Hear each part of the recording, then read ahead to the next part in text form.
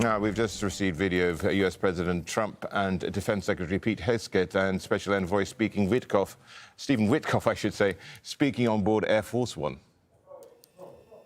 Hello, everybody. Hello, Mr. President. It's a very sad day, and glad we paid our respects. It's a tough situation. Great people, great parents, wives, family. And a beautiful ceremony. I guess you got to see that, at least part. Any questions? President Trump, did what you just witnessed make you think differently about going ahead with this war or even putting troops on the ground in the Middle East? We're winning the war by a lot. We've decimated their whole evil empire. It'll continue, I'm sure, for a little while. But very proud of the people, the parents. The parents were so proud of their boy, as they call him, my boy, in case the young lady. The parents are so proud. Many of them are military parents, as you know. So but it's always a very sad thing. The war itself is going unbelievably. It's as good as it can be. We have Pete here. Pete, and you have Steve Witkoff here. We have some additional questions. You're 1 week in now, sir. You're 1 week in at this point. How long, as of now, do you expect? Well, I think we've accomplished more in 1 week than anyone thought possible. We've wiped out their Navy, 44 ships. We've wiped out their Air Force, every plane. We've wiped out most of their missiles. You see, the missiles aren't coming much anymore. We've also hit their manufacturing areas where they make the missiles very hard. Their drone capacity is way down. And we've hurt them where it hurts. Yes, including about every form of leadership you can have, we've wiped out. You still expect up to 6 weeks total? I don't know. I never reject that, whatever it takes. But their military is almost non-existent, if you look. We could hit their military itself very hard, but maybe we will, maybe we won't. We haven't made that determination. What do you think about gas prices? Gas prices right now? Are you worried about gas prices right now? No. This is a short excursion into something that should have been done for 47 years. 47 years it's taken to do this, and no president had the guts to do it. Are you worried you're going to end up coming back to Dover for more of these such dignified transfers? I'm sure I hate to do it, but it's a part of war, isn't it? Who are you with? The Washington Post. When you say it's a part of war? The deaths are part of war, Yeah, it's part of war. It's a sad part of war. It's the bad part of war. Mr. President, did the United States bomb a girls' elementary school in southern Iran on the first day of the war and kill 175 people? In my opinion, based on what I've seen, that was done by Iran. Is that true, Mr. Hegseth? It was Iran who did that? We're certainly investigating. Still investigating. But the only side that targets civilians is Iran. We think it was done. We think it was done by Iran. Can you give us an Because idea? they're very inaccurate, as you know, with their munitions. They have no accuracy whatsoever. It was done by Iran. Can you give us an idea of what unconditional surrender looks like to you? I mean, what do you want from Iran? I said unconditional, not conditional. I said unconditional. It's where they cry uncle, or when they can't fight any longer and there's nobody around to cry uncle. That could happen too, because we've wiped out their leadership numerous times already. So it's if they surrender, or if there is nobody around to surrender, but they're rendered useless in terms of military. Mr. President, can I ask you what Peter asked you a question yesterday? You said it wasn't the right time in that event, but he was asking whether you have indications of whether Russia is supporting Iran somehow in this. No, I haven't had no indication of that whatsoever. If they are, they're not doing a very good job, because Iran is not doing too well. What about the Strait of Hormuz? There's no traffic really going through it. Well, right that's the ship's choices, but we haven't cleaned out. We've wiped out their Navy. The Navy is now at the bottom of the sea, so that's the choice. This is an excursion. We figured oil prices would go up, which they will. They'll also come down. They'll come down very fast, and we will have gotten rid of a major cancer on the face of the earth. We will have taken out a cancer.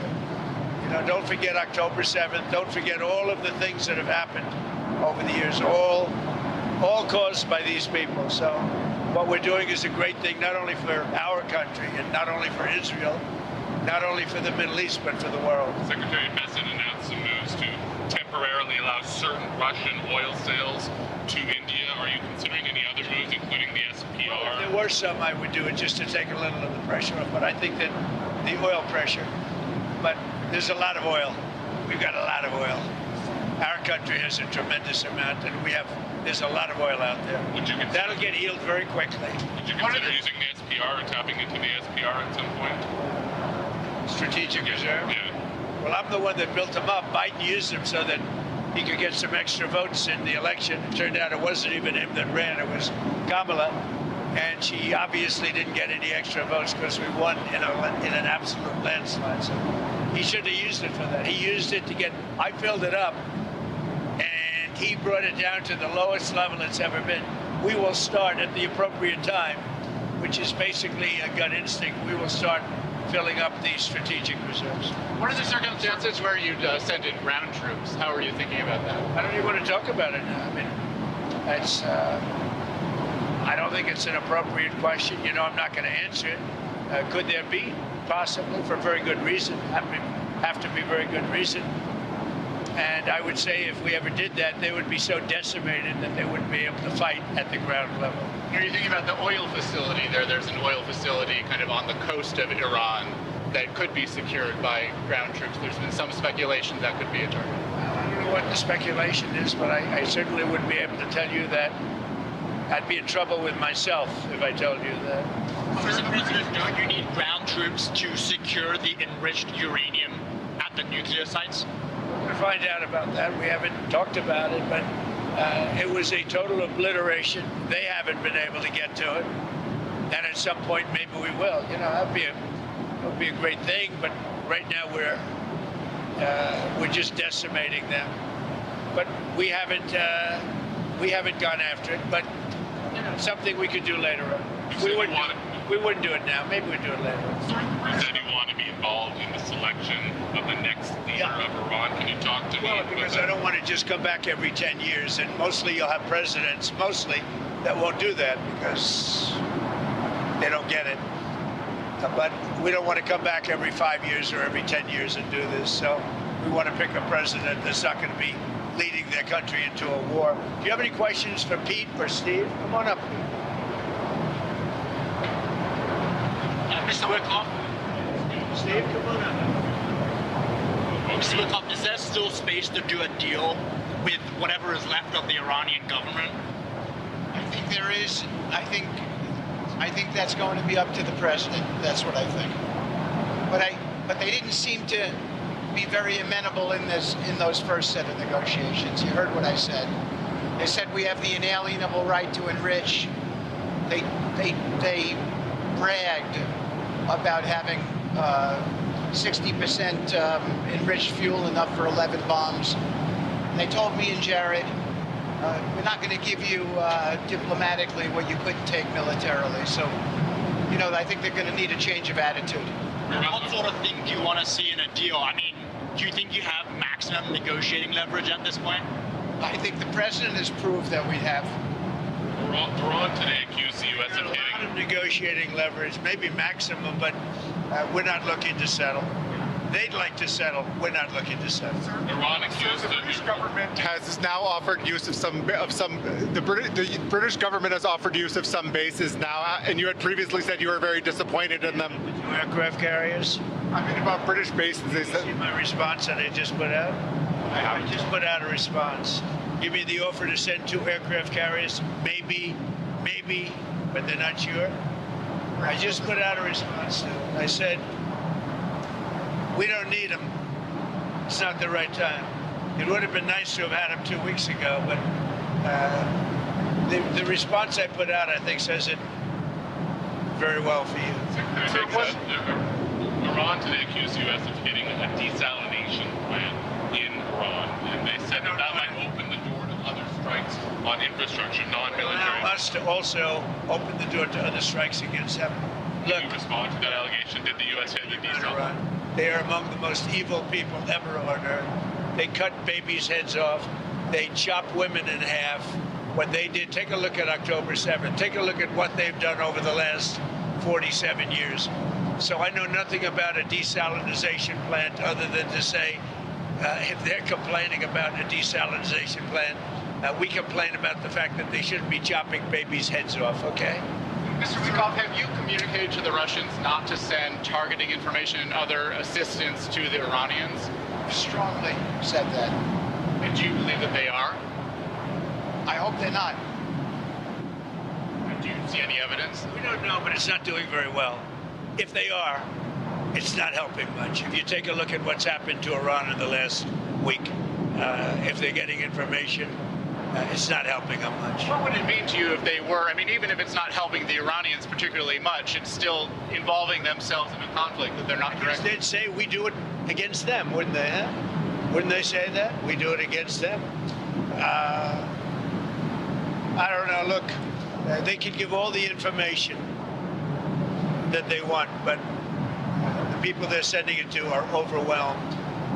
Russia would be overwhelmed too. Anybody would be overwhelmed. We have the greatest military on earth, and I built it in my first term, and unfortunately, I'm forced to use it now.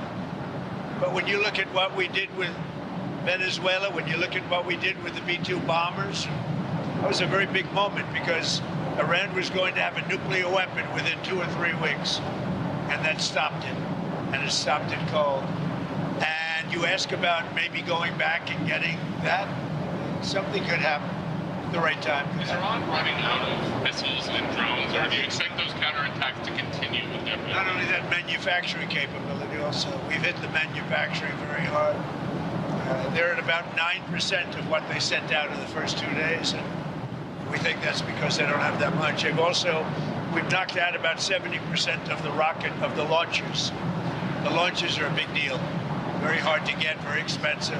I want to talk about leverage. With every passing day, we have more and more leverage because we have more and more capabilities. We're hitting them harder and harder, and they have less of an ability to defend themselves. So we're pressing the offensive every single day, creating all the leverage the president needs for the outcome he wants. So it sounds like you think they're running out of what are both of the drones and the missiles. When you look, I mean, they're sending in much less drones. They're being decimated now. You know, at some point, I don't think there'll be anybody left maybe to say we surrender, but they're being decimated. And when you look also, all of a sudden they apologized to the Middle Eastern states that they shot at them. I was very surprised to see they did that, but you mark that down as a victory for us and for the Middle Eastern states who are really friends of ours. But I guess they're not going to be shooting at them anymore. They apologized, and we'll see what happens. But that's a big loss. That's a surrender right there. I called it a surrender today. When they apologized and said they're not shooting at them anymore, that's really a surrender to those states and to us. Okay, anything else? Some Iranians are concerned that the Kurds will carve out kind of an autonomous region as they did in Syria and Iraq. We're not looking to the Kurds going in. We're very friendly with the Kurds, as you know, but we don't want to make the war any more complex than it already is. No. You've ruled that out? We don't want, I have ruled it out. I don't want the Kurds going in. I don't want to see the Kurds get hurt, get killed. We've had a good relation. They're willing to go in, but I've told them I don't want them to go in. And do you think the map of Iran will look the same? The war is complicated enough without getting the Kurds involved. And do you think the map of Iran looks the same after this is all done? That I can't tell you. Probably not. Do you know if any shipping companies have taken the U.S. up on its offer of insurance to go through the Strait of Hormuz? No, we have it set up. We have a great insurance and reinsurance system, but I don't. Sorry, when you talk about... When this ends, we're going to have a much safer world, you know that. So, this is a minor excursion, but when this ends, we're going to have a much safer world, and we will have gotten rid of a lot of sick and demented people, the leadership. So we got rid of the one leadership, then we got rid of the second level of leadership. Now they're on their third or fourth level of leadership. And they have leaders right now that nobody even knows who they are. Thank you very much, everybody. Thank you.